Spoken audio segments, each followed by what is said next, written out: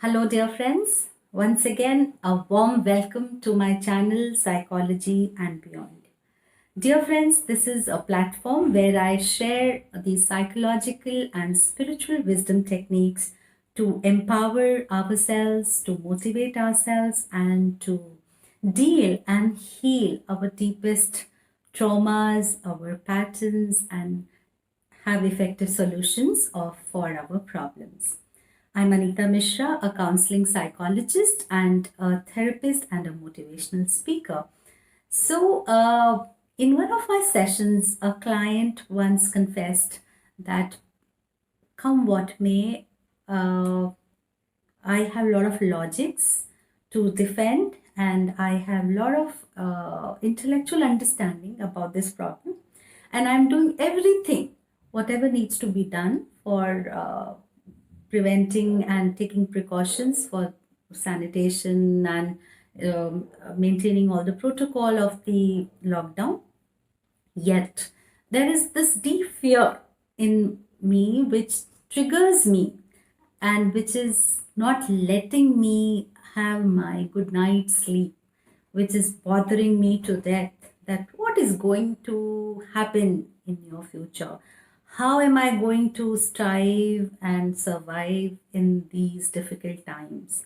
Because my job is insecure, my job is unsure. I don't know what is going to happen when I'm going to resume back. I don't know whether my children would be safe or not. I don't know whether I'll be able to make this much money which is required for sustaining my household needs. Well, dear friends, this is a genuine concern, and we all understand this that this pandemic has really triggered us, all of us, in one or other way. And in our collective conscious energies, we all are very, very fearful, and we all are really apprehensive about the unpredictability of our future. The very nature of future is unpredictability and uncertainty, but yet the human design is such that it really wants that safety and that security, at least in our minds, that we have procured and we have curated all the safety zones. So, dear friends, this is a beautiful story, a wisdom story, which I don't know who's the author of this story, but here is the sharing.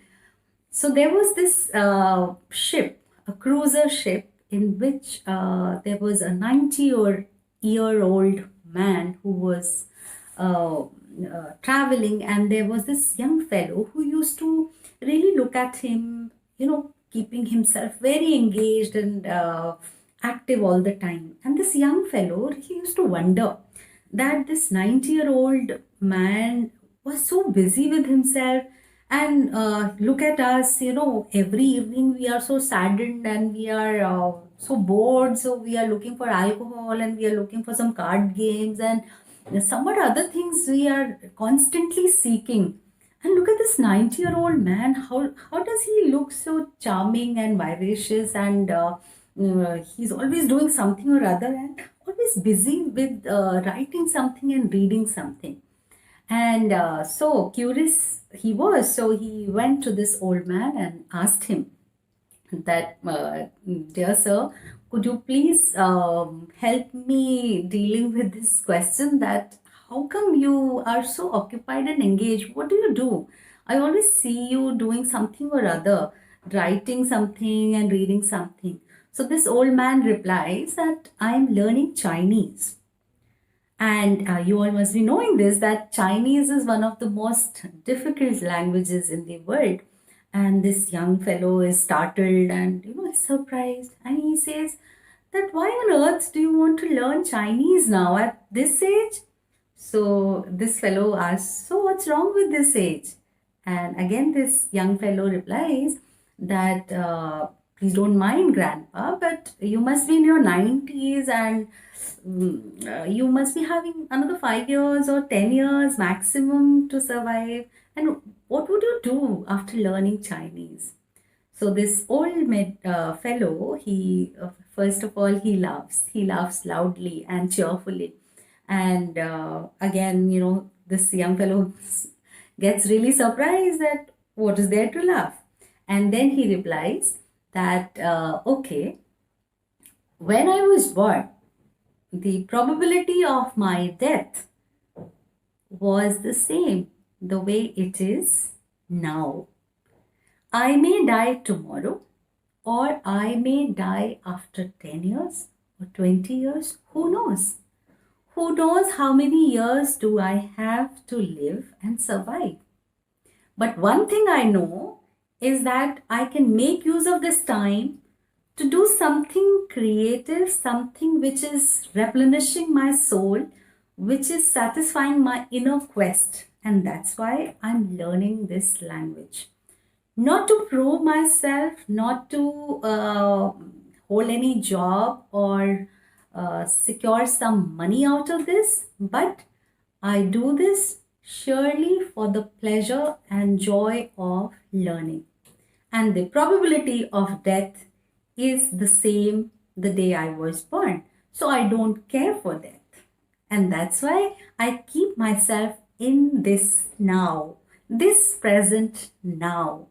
That this now is, this truth is with me now, that I am in this ship and I have plenty of time with myself. So I really need to keep myself creative and engaged, doing something or other, and not to have boredom near me. And this real young fellow was really surprised and at the same time was in gratitude for this profound lesson which he learned. So, dear friends, what do we decipher from this story? We all have to die eventually, that is our end.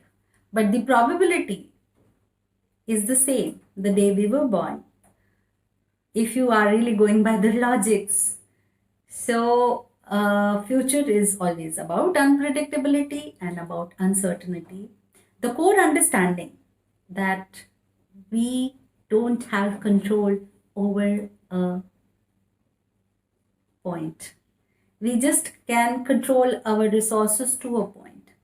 You can procure your ration, your supplies for 15 days, 1 month, 2 months, 3 months, or a year. Or you may be thinking that you have enough bank balance for a year, 2 years, 5 years, 10 years. And who knows what's going to happen tomorrow. So, what you already know and only know is that today, what are you supposed to do? And today, how do you have to plan for the future in its perfection? So, happy planning for the perfection and for the future, but not with fear, with this deep love and gratitude for life. Thank you so much.